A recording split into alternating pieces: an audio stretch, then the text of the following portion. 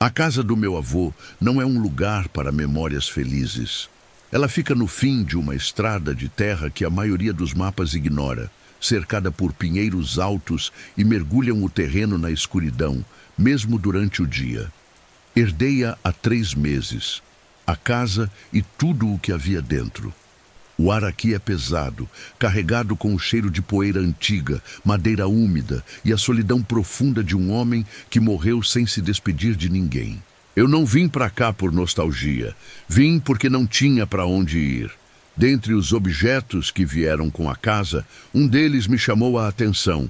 Um velho rádio amador modelo transceptor valvulado de 1940, pesado como uma lápide. Uma verdadeira peça de museu. O rádio está na sala de estar, sobre uma pequena mesa de canto. Não funciona. Tentei ligá-lo no primeiro dia. Girei o botão, mas nada aconteceu. Na primeira semana, o silêncio reinava na casa. Os únicos sons eram o estalar da madeira se contraindo com o frio da noite e o uivo baixo do vento nos pinheiros. Eu me acostumei. Mas na terceira noite fui acordado. Não foi um barulho alto. Foi um zumbido baixo e elétrico. Uma vibração sutil de energia. Sentei-me na cama. O som vinha da sala. Eram 3h34 da madrugada. Levantei, o chão de madeira gelado sob os meus pés. Segui o som até a sala, onde a luz fraca da lua entrava pela janela. Aquele velho rádio do meu avô estava ligado. Enquanto eu observava, o zumbido cessou. Foi substituído por um chiado baixo, o som de estática entre estações. E então, uma voz emergiu do alto-falante. Era clara, perfeitamente neutra, sem qualquer inflexão ou emoção. Uma voz masculina, monótona, que parecia vir de muito, muito longe. Coordenadas recebidas. Acidente com múltiplos veículos, 6 fatalidades. Um clique, e o silêncio voltou. A luz do aparelho se apagou. Aproximei-me e toquei o rádio. Estava frio como pedra. Achei estranho, mas pensei comigo. É um rádio velho, pode ser alguma interferência ou componente com mau funcionamento, que nem aqueles eletrônicos que funcionam quando querem. Não questionei e voltei a dormir. Na noite seguinte, levantei de madrugada para ir ao banheiro, mas fui interrompido, pois mais uma vez aquele velho rádio começou a chiar. Corri em direção a ele, sentei-me rapidamente em uma poltrona em frente ao rádio. Peguei papel e lápis. E novamente aquela voz começou a ler uma sequência de números e coordenadas. E no fim, anunciou: Casa em chama. Combustão acelerada. 3 fatalidades. Anotei. Na manhã seguinte, acessei a internet usando o sinal fraco do meu celular. Demorou um pouco, mas encontrei a notícia. Um incêndio em um armazém em uma cidade a 200 quilômetros dali.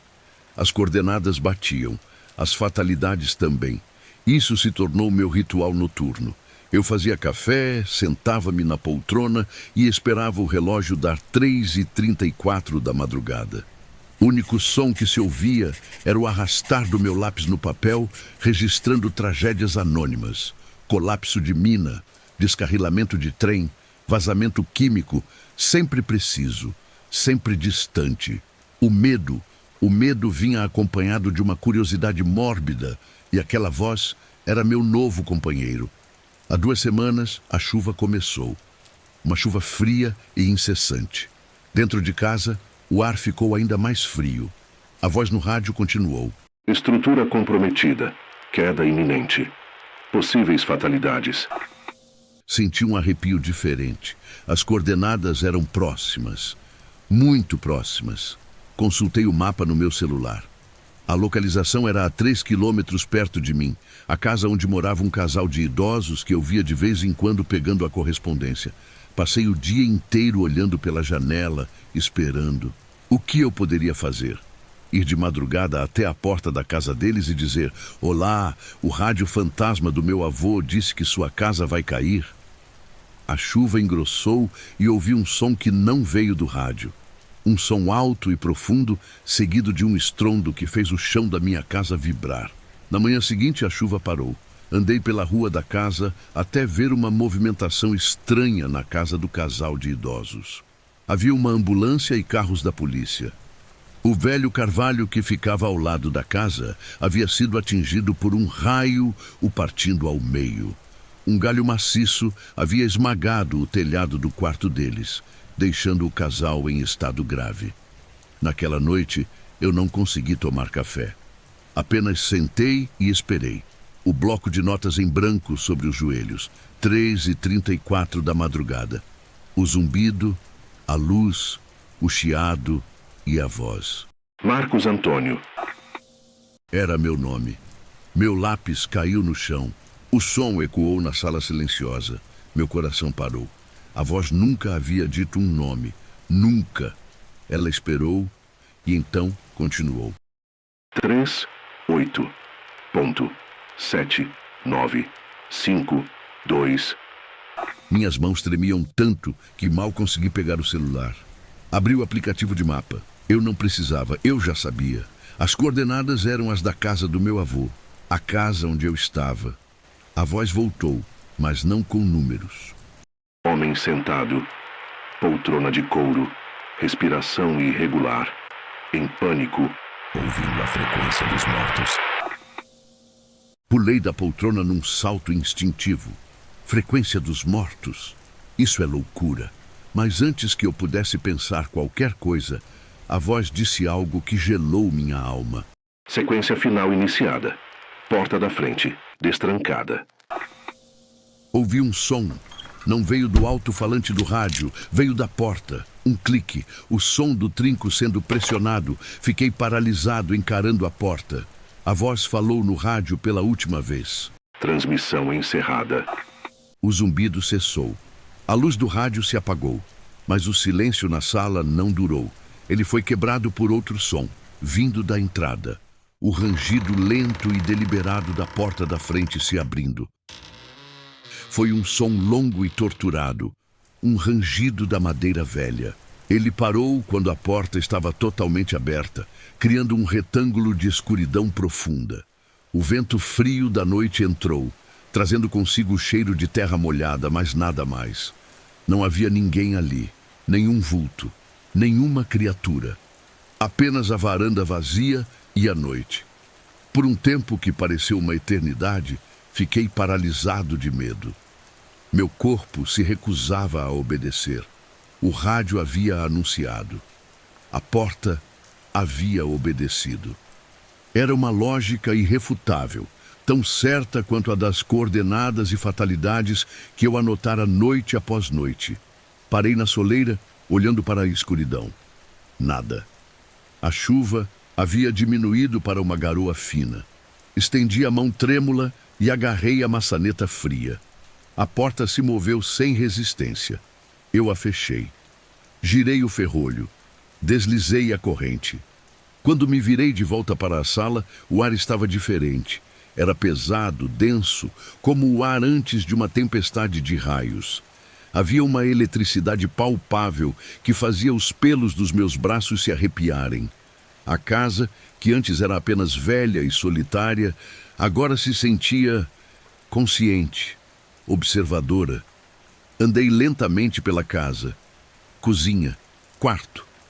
O silêncio era absoluto, mas era um silêncio carregado de potencial, como o instante antes de um impacto.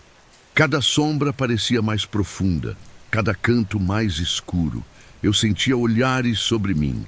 Fui atraído de volta à sala de estar, como se estivesse preso a um fio invisível. O rádio estava lá, mudo e inerte, uma peça de mobília morta, mas eu sabia que não estava. Ele era o coração de tudo aquilo. Aproximei-me e me perguntei, por que eu? Por que meu avô me deixou isso? Não era uma herança, era uma sentença. Passei os dedos pela madeira fria, pelo tecido áspero do alto-falante, e então vi algo que nunca havia notado antes. Na lateral do aparelho, quase escondida na escuridão, havia uma pequena placa de latão, oxidada e verde. Nela, gravada em letras minúsculas, estava uma única palavra, zelador. A palavra ecoou na minha mente, guardião, cuidador. Não do aparelho, mas de outra coisa. Da frequência, da voz. Um novo som começou. Não veio do rádio, veio de dentro da minha cabeça. Um chiado baixo, o mesmo som de estática que precedia a voz todas as noites. O som cresceu, abafando meus próprios pensamentos. A sala à minha frente começou a ondular, as bordas dos móveis se distorcendo como em uma miragem de calor. Agarrei a cabeça entre as mãos, uma tontura avassaladora tomando conta de mim. Minha perspectiva mudou. Não foi um piscar de olhos. Foi uma transição suave e terrível. Num instante, eu estava olhando para o rádio. No instante seguinte, eu estava olhando do rádio. Eu via a sala inteira de um ponto fixo e imóvel. Eu via a poltrona de couro vazia. Eu via o bloco de notas e o lápis caídos no chão. Eu via meu próprio corpo parado no meio da sala, com as mãos na cabeça. Eu estava fora de mim, olhando para mim mesmo. Tentei gritar, tentei me mover. Nada.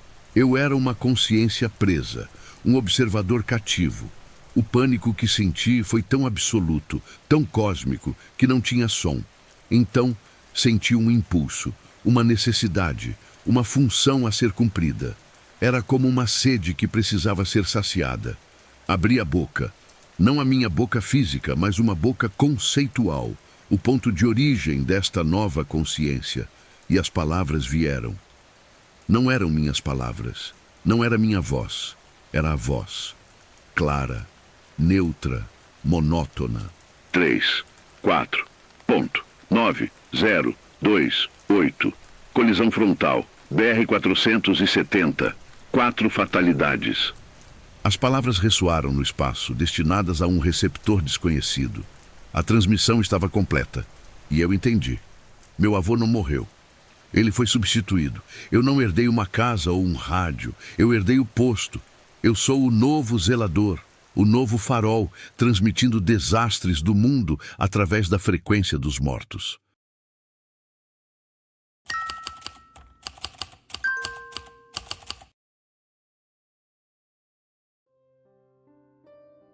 Quando herdei a casa do meu tio, achei que fosse um golpe de sorte. Um sobrado antigo, afastado da cidade, cercado por mato e silêncio, perfeito para alguém que só queria recomeçar.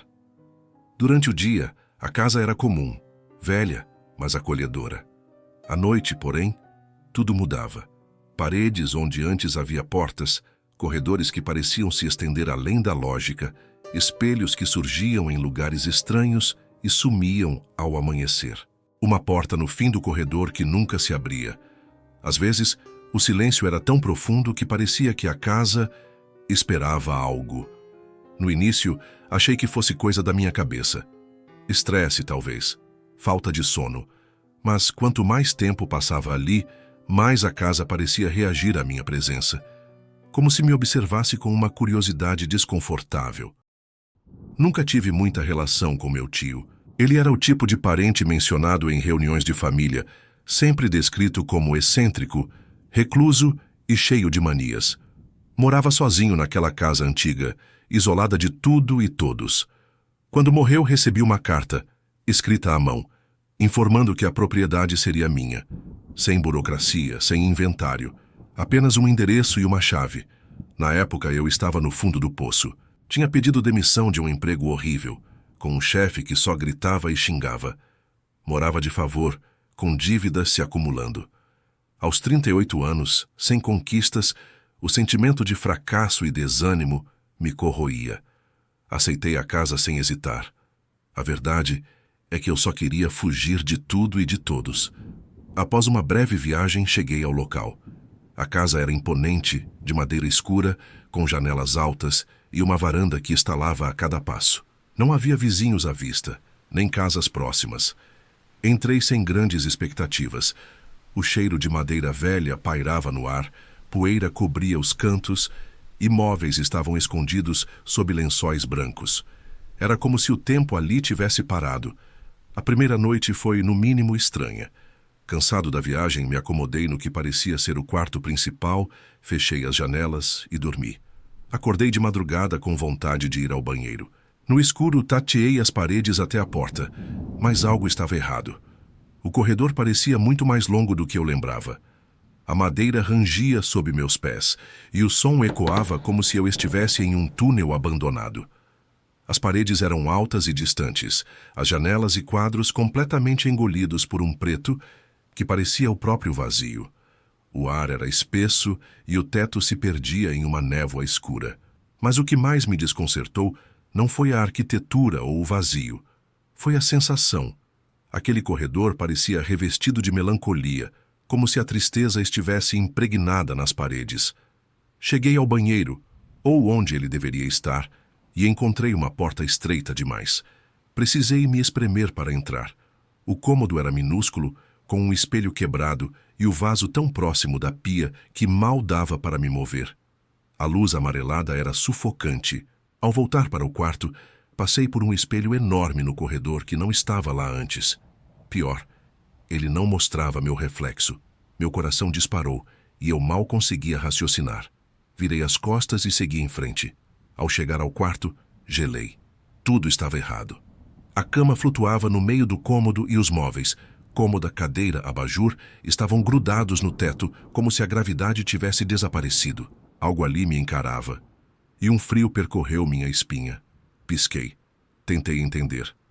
Mas tudo era loucura. O pânico tomou conta de mim. Corri até a cama, me encolhi como criança e me forcei a dormir, repetindo mentalmente: isso é um sonho. Só um sonho. De repente apaguei. Na manhã seguinte, nada daquilo parecia ter acontecido. A casa estava perfeitamente normal. O corredor, curto, o banheiro, espaçoso, o quarto, como no primeiro dia. Tudo em seu lugar. Passei os dias seguintes tentando entender o que estava acontecendo. Talvez fosse exaustão, confusão mental. A casa era velha, meu sono estava desregulado e minha cabeça bagunçada há tempos. Mas, noite após noite, as alterações continuavam, cada vez mais sutis e ao mesmo tempo mais evidentes. Degraus que pareciam se multiplicar. Uma porta misteriosa surgiu no fim do corredor. Tentei abri-la, mas estava trancada. Fui buscar uma ferramenta para forçar a entrada, mas quando voltei, a porta havia sumido. Comecei a fazer marcações. Peguei fita adesiva, giz, trena e um caderno velho. Marquei paredes, portas e o chão. Anotava as medidas com precisão antes de dormir e conferia tudo ao acordar. Mas pela manhã as marcas desapareciam. Ou pior, reapareciam deslocadas, como se alguém ou algo tivesse reorganizado tudo enquanto eu dormia. A casa estava se movendo, se reorganizando. E tudo isso quando eu não estava consciente.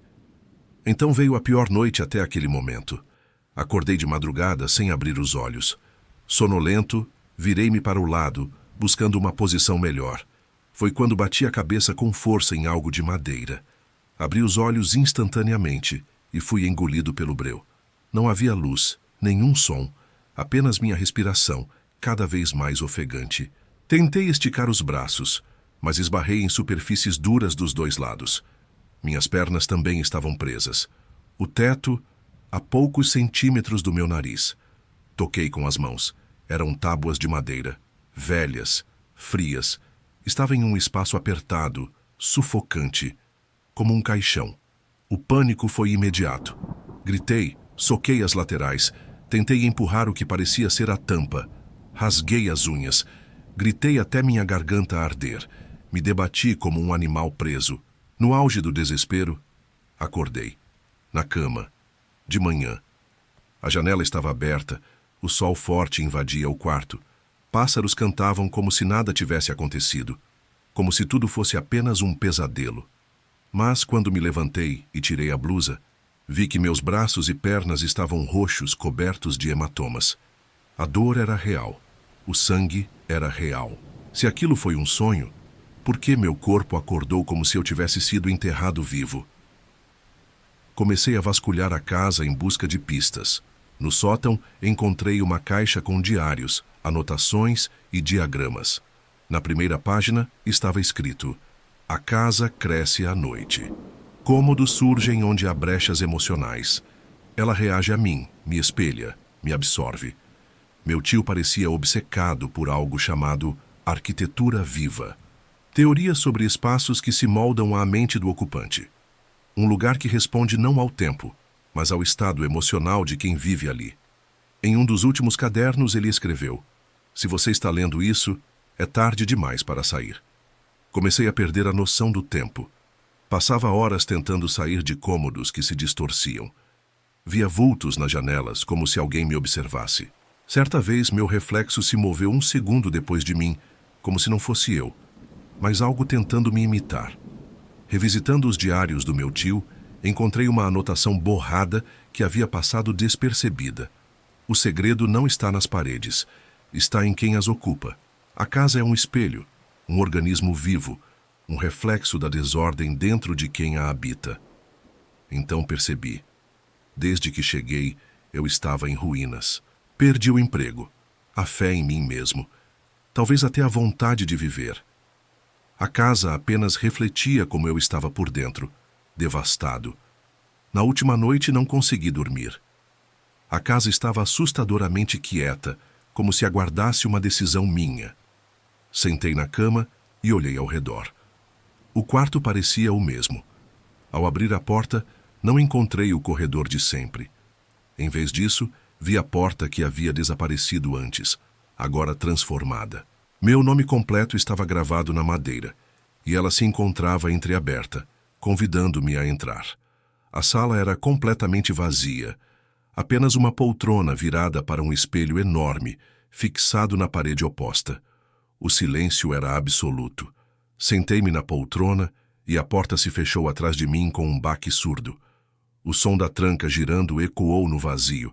Era como se aquele lugar, desde o início, estivesse me esperando.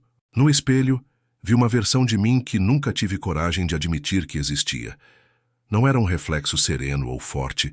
Era um homem devastado. A pele, pálida, repuxada sobre os ossos do rosto. Os olhos, fundos, sem raiva ou malícia, apenas vazios, cheios de tristeza e exaustão. Os ombros curvados sob um peso invisível. Ele era a personificação de cada fracasso, culpa e pena. Era minha ruína olhando de volta para mim. Meu primeiro instinto foi de repulsa. Virei o rosto, mas senti a poltrona me prender. As paredes ao redor pareceram se contrair. A sala encolhendo, o ar ficando rarefeito e gelado. A casa não me deixaria fugir. Então, entendi. O corredor que se esticava era meu desespero se aprofundando. A noite em que acordei em um caixão era meu pânico de ser enterrado vivo pela culpa. E aquela figura no espelho era a fonte de tudo. Era minha dor. O reflexo não se moveu. Apenas existia, sofrendo em silêncio. E percebi a verdade terrível e libertadora. Eu não podia lutar contra aquilo. Lutar contra ele era lutar contra mim mesmo. Era isso que me destruía. Com um esforço que pareceu mover toneladas, levantei-me da poltrona. Minhas pernas tremiam. Parei a centímetros do vidro. Podia ver cada detalhe daquele rosto que era, e não era meu. O tremor em seus lábios, o desamparo em sua postura. Ele não era meu inimigo. Era uma parte de mim de que eu tinha vergonha. Tremendo, levantei a mão e a estendi, lentamente, até tocar a superfície do espelho, bem sobre o coração daquela figura quebrada. No instante do toque, o vidro não se quebrou. Ele cedeu, ondulando como a superfície de uma água escura e gelada. O frio subiu pelo meu braço, uma onda de gelo que chocou meu corpo. Fechei os olhos e empurrei a mão adiante. A imagem se desfez, não em fumaça ou luz, mas em uma torrente de escuridão fria que fluiu do espelho diretamente para o meu peito. Foi a sensação mais avassaladora da minha vida. Uma onda de tristeza, solidão e fracasso que passei anos evitando. Doeu. Doeu de forma lancinante, uma dor que não quebrava, mas preenchia. Preencheu todas as brechas emocionais que a casa usava para se construir. Caí de joelhos, ofegante, o frio se espalhando por cada fibra do meu ser. Então ele se aquietou.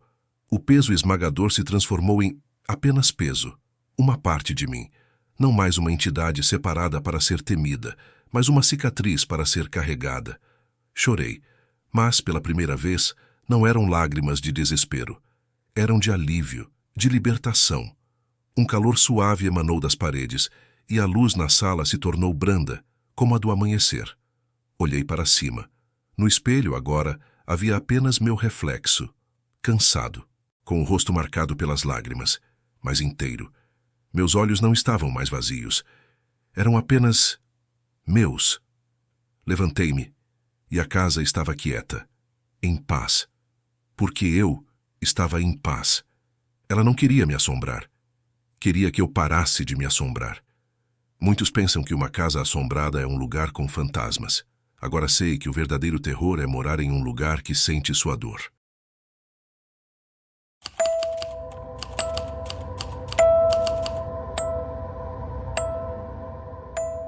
Por algum motivo, sempre odiei aquela casa. Cresci com um medo irracional dela, como se algo lá dentro me perseguisse. Às vezes, sonhos confusos me faziam acordar suando, mas eu nunca conseguia lembrar. Meu pai nunca explicou direito por que saímos tão de repente, evitava entrar em detalhes, dizia apenas que não era mais seguro, e eu nunca insisti. Uma parte de mim dizia que talvez fosse melhor não lembrar. Tudo mudou quando recebi uma ligação. A polícia havia encontrado meu pai, enforcado no sótão da antiga casa. Nenhum sinal de arrombamento, nenhuma evidência de luta. Apenas ele, pendurado, como se tivesse escolhido aquilo. Mas eu conhecia meu pai. Ele nunca teria feito isso. Jamais. O laudo dizia suicídio, mas por trás das palavras técnicas havia algo que ninguém conseguia explicar. E quando soube que ele morreu exatamente naquela casa, a mesma de onde fugimos, senti que alguma coisa que nunca foi embora estava me esperando. Herdei a propriedade e decidi reformá-la para vender o mais rápido possível. Após uma breve viagem, cheguei ao local no final da tarde. A fachada parecia ainda mais escura do que eu lembrava. A pintura desbotada, as janelas sujas, o portão enferrujado. Liguei as luzes da sala. Algumas funcionaram, outras piscaram antes de morrer. A casa estava inteira, mas mal cuidada. Abri armários, testei torneiras, anotei o que precisava de reparos. No quarto do meu pai, achei caixas no armário, livros velhos. A maioria era de engenharia, a profissão do meu pai. No fundo de uma caixa, haviam livros antigos com títulos estranhos, limiares e véus, geometria sagrada e círculos de proteção. Mas o que me chamou a atenção foi uma pequena caixa de veludo. Dentro dela repousava uma única e delicada aliança de casamento de ouro. Presumi que fosse da minha mãe. Meu pai a guardou por todos esses anos.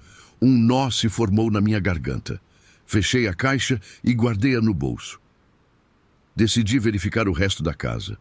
O sótão estava trancado, mas a chave estava na porta. Abri a pequena escada, destranquei o sótão e dei uma espiada no lugar. Liguei a luz fraca, que mal iluminava um amontoado de tralha coberta por lençóis. Notei um espelho de corpo inteiro, antigo e com a moldura de madeira escura, sua superfície escondida por uma espessa camada de poeira.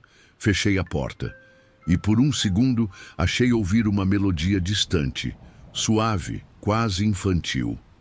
Mas passou rápido, como se nunca tivesse acontecido. Decidi dormir no sofá da sala, onde a luz da rua entrava pelas janelas.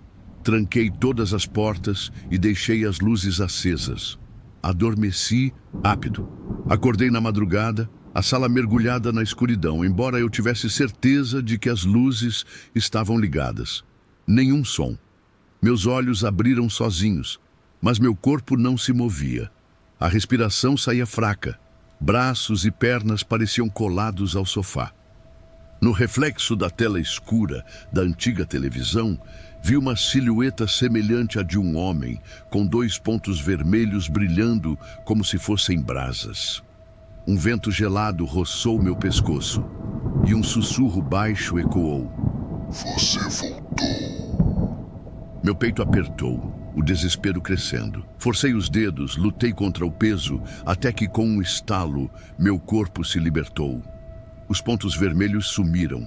A sala estava vazia, mas o corredor parecia mais escuro, como se engolisse a luz da manhã que começava a rastejar pelas janelas. Passei a manhã seguinte anotando o que precisava consertar: tomadas, azulejos quebrados, um vazamento no banheiro. O plano era contratar alguém para fazer a reforma, resolver tudo em poucas semanas e vender. Eu só precisava aguentar o lugar por mais alguns dias. No porão encontrei móveis cobertos por mais lençóis brancos e algumas caixas. Uma delas guardava um álbum de fotos da minha infância. Folheei, mas quase nada parecia familiar. Meu rosto surgia em algumas imagens, sempre sozinho ou com meu pai. Nada de amigos, festas ou minha mãe. Ele dizia que ela morreu no parto. Na última página, uma foto fora arrancada e na contracapa do álbum, colado com fita adesiva, havia uma pequena chave ornamentada. Fechei o álbum, guardei-o e subi as escadas.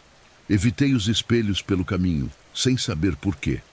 A primeira noite, paralisado no sofá, ainda assombrava meus pensamentos. Mas a ideia de passar outra noite naquele móvel desconfortável era igualmente ruim.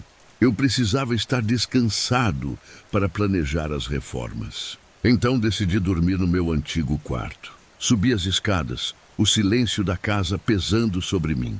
As paredes descascadas e a cama de solteiro no canto pareciam me esperar. Troquei os lençóis velhos por um que eu havia trazido. Deitei-me e apaguei a luz, encarando o teto. Por um momento, um silêncio absoluto me trouxe uma falsa paz. Foi então que acordei. Não sei dizer se por um som ou por instinto, mas meus olhos se abriram para a escuridão do quarto. Um frio percorreu meu corpo. Ouvi a maçaneta da porta girar devagar, o clique metálico partindo o silêncio em dois. Em seguida, o ranger da madeira se abrindo. Tentei me mover, gritar, acender a luz, mas o corpo não respondia. Pelo canto do olho, vi uma sombra alta passando através da porta.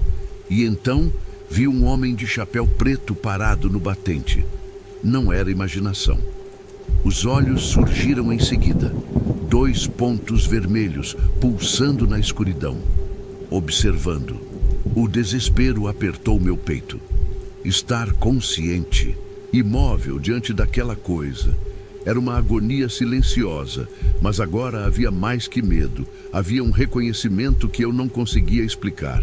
Concentrei toda a minha vontade em um único ponto, um dedo. Quando ele se mexeu, a paralisia se desfez. Sentei na cama. O suor escorria. A porta continuava aberta. Não era um sonho. E pior do que isso, algo dentro de mim sabia que aquilo não era a primeira vez. Não consegui mais dormir.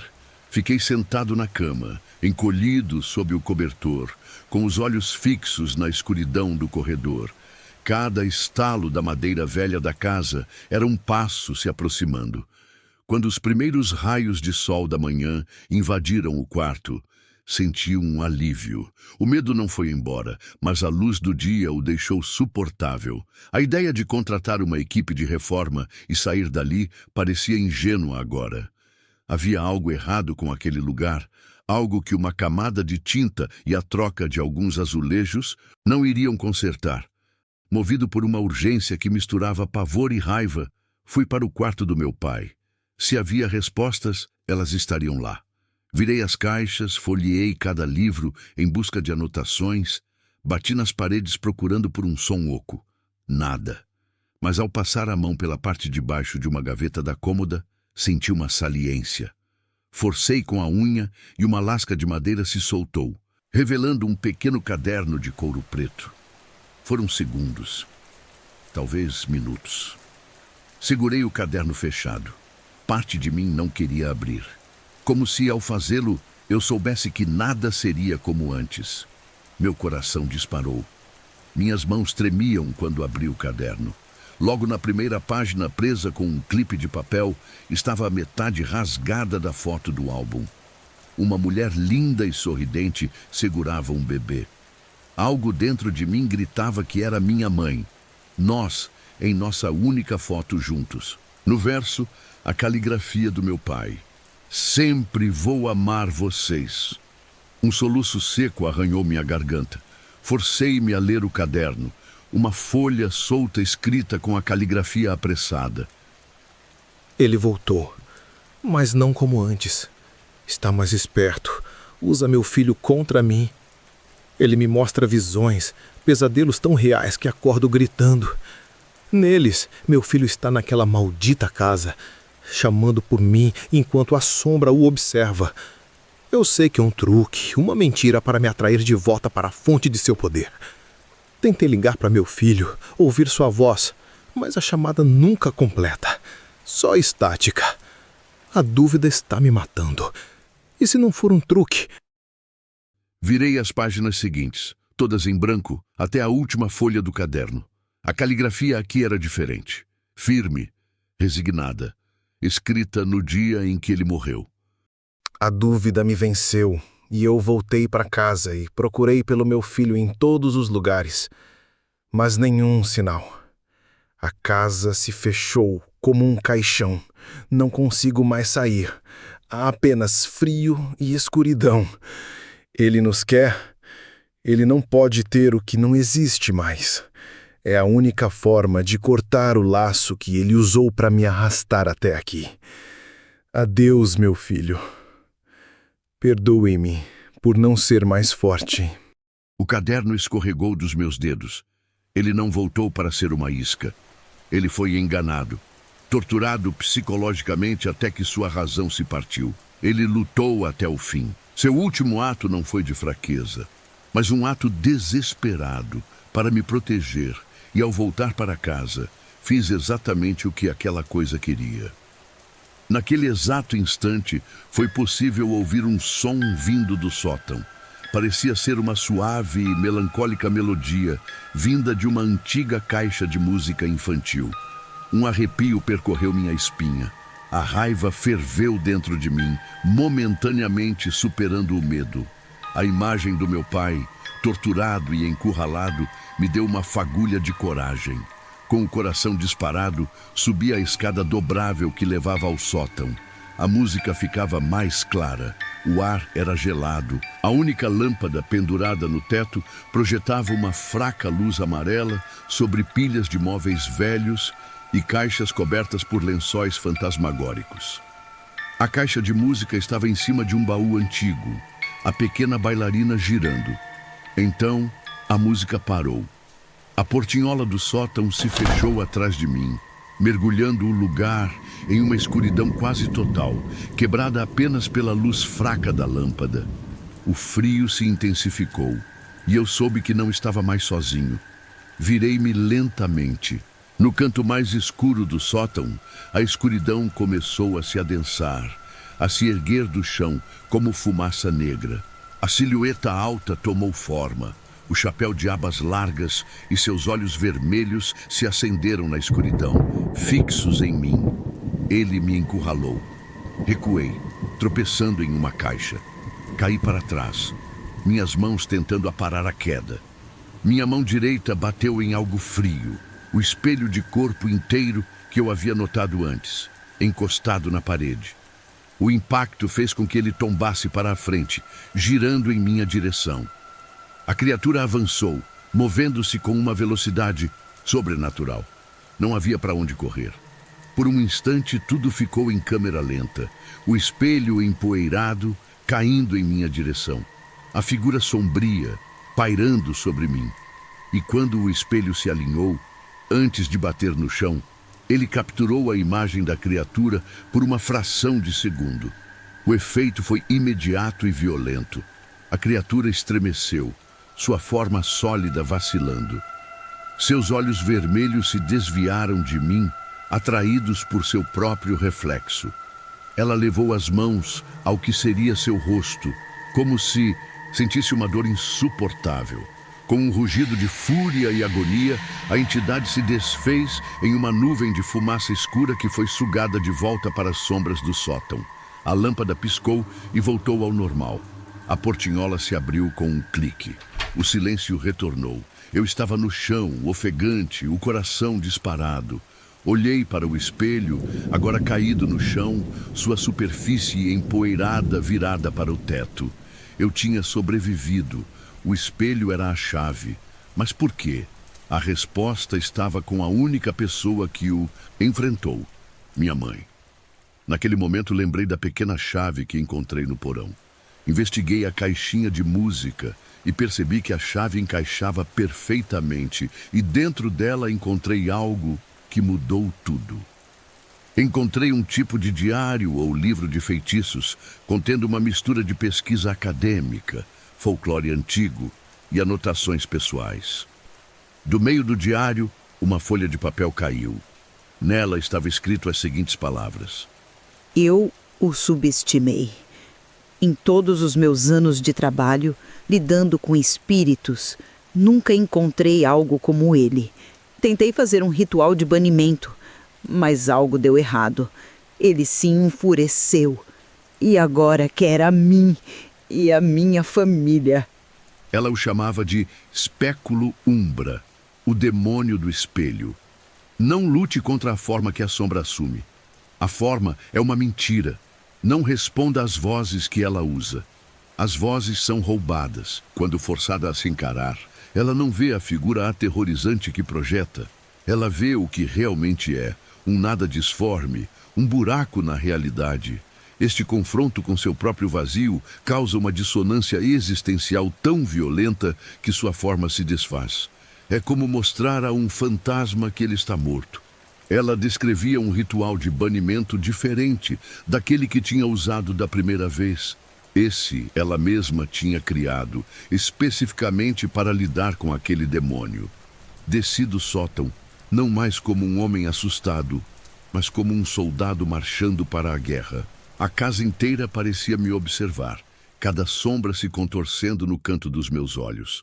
Fui para a cozinha e abri o grimório sobre a mesa.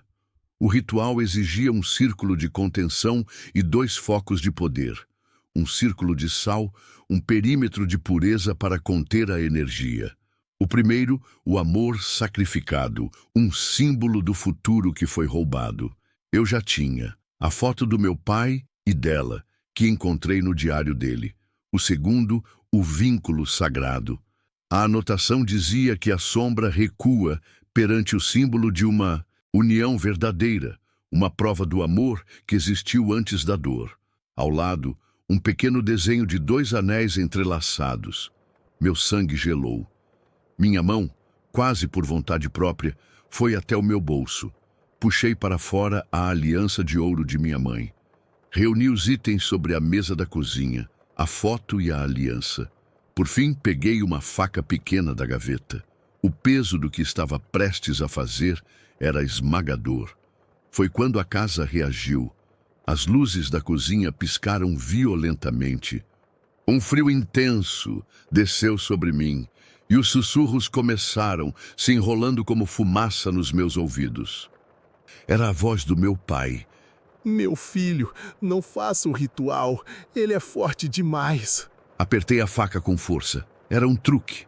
Então, a voz distorcida da minha mãe sibilou, não como um lamento, mas como uma provocação. Essa simples aliança não foi capaz de protegê-la. Não vai proteger você também.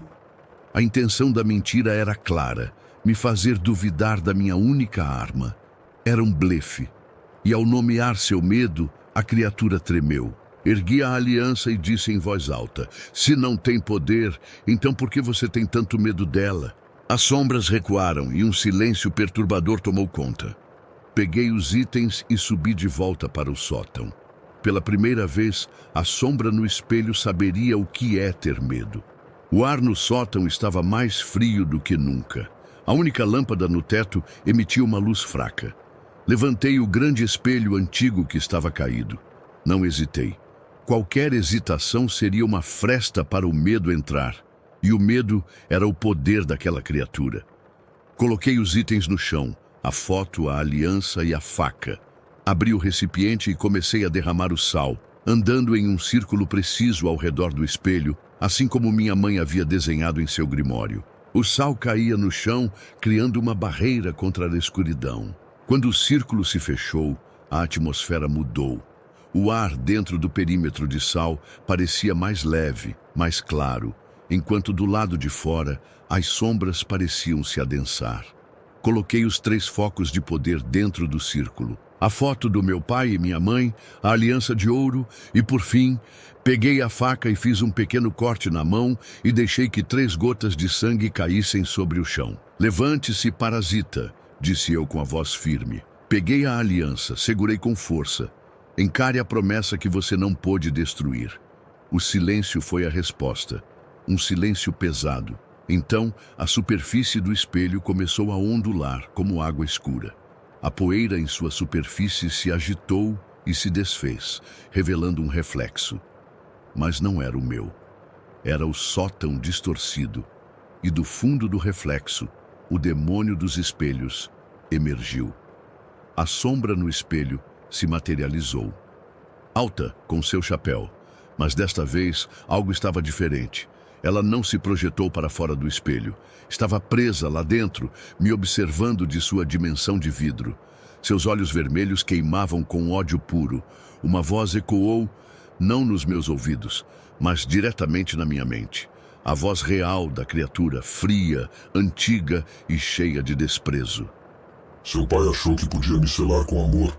Olhe onde o amor o deixou, pendurado em uma viga. Imagens terríveis inundaram minha mente. Vi meu pai, o rosto contorcido em agonia no momento de sua morte. Vi a mim mesmo, envelhecido e louco, preso em um hospício, falando com as paredes. Eram todos os meus medos, transformados em armas contra mim. Fechei os olhos com força, agarrando-me à imagem do sorriso da minha mãe na foto. Você se alimenta do medo. Recitei as palavras do Grimório, minha voz tremendo, mas audível. Você se alimenta da dor, mas você não pode tocar no que veio antes. O amor não dura, a promessa se quebra, mas a dor que eu causei a esta família será eterna. A figura no espelho levantou uma mão. Atrás dela, uma forma fantasmagórica se materializou. Minha mãe. Seus olhos estavam vazios, seu rosto uma máscara de sofrimento sem fim. Era a manifestação de sua alma aprisionada, uma marionete da criatura. Meu coração se partiu. Era a visão mais cruel de todas. A figura fantasmagórica dela estendeu a mão em minha direção, como se implorasse por ajuda. Mas a voz que saiu foi a da criatura, zombando. Ela implora pelo fim. Liberte-a, junte-se a ela, desista. Era a tentação final. A oferta de alívio através da derrota. Mas então, olhei nos olhos vazios da marionete de minha mãe e vi algo que a criatura não podia controlar. Uma única lágrima silenciosa escorreu por seu rosto fantasmagórico. Mesmo presa, ela lutava. Contra a dor, contra o vazio. E venceu. A força dela se tornou a minha. Olhei diretamente para os olhos vermelhos da sombra. Você tem razão, eu disse, minha voz agora clara como cristal. A dor dela é grande e está na hora de você pagar por ela. Ergui a foto do meu pai, pelo amor que você roubou, a aliança, pela promessa que você quebrou. E por fim, com a mão ensanguentada, toquei o espelho. E pelo sangue que ainda nos une. No momento em que meu sangue tocou o vidro, o círculo de sal irrompeu em uma luz branca e ofuscante. O espelho gritou, um som agudo de vidro se partindo em 1 milhão de pedaços, embora permanecesse inteiro. A sombra foi pega, sua forma se contorcendo e se desfazendo sob a luz pura. A forma fantasmagórica da minha mãe se libertou de seu controle. Ela se virou para mim e, pela primeira vez, seus olhos tinham foco. Um sorriso grato tocou seus lábios. Ela ergueu a mão em um adeus. A sombra foi puxada para trás, para as profundezas do espelho. O espírito da minha mãe se dissolveu em uma luz quente que encheu o sótão por um instante, empurrando a escuridão para trás. O frio se dissipou, dando lugar a uma paz. A luz branca se apagou. O espelho agora estava completamente negro, absorvendo toda a luz. Silencioso. A sombra no espelho havia sido banida. A alma da minha mãe, finalmente livre. Caí de joelhos dentro do círculo, exausto, o corpo tremendo. O silêncio da casa era diferente agora. Não era pesado nem ameaçador. Era apenas silêncio. Acabou. Não sei quanto tempo fiquei caído no sótão, cercado pelo círculo de sal. Horas, talvez, quando finalmente acordei, o primeiro raio de sol da manhã entrava pela pequena janela. A casa estava silenciosa. Não o silêncio pesado de antes, mas um silêncio pacífico. Passei os dias seguintes colocando tudo em ordem, mas não para vender a casa. Recolhi o grimório da minha mãe, a foto dos meus pais, a aliança dela. Guardei tudo num baú. O espelho no sótão continua lá. Cobri com um lençol. Sua superfície negra ainda me causa arrepios. Destruí-lo parecia perigoso, como quebrar o cadeado de uma prisão. Então ele ficou ali, um túmulo silencioso. Na última manhã, antes de trancar a casa, andei por cada cômodo. A luz do sol entrava pelas janelas limpas. Não havia mais sombras se movendo nos cantos. Era só uma casa, velha, cheia de memórias que doem, mas que agora posso suportar. Não a vendi, não a aluguei. Deixei-a ali, trancada e vazia. Um monumento silencioso ao sacrifício dos meus pais. Às vezes, à noite, no meu apartamento, quilômetros distantes, quando passo por um espelho no escuro, meu coração ainda para por um instante. Talvez o mal nunca seja destruído de verdade, apenas adormecido. Mas agora eu sei como enfrentá-lo e estarei esperando.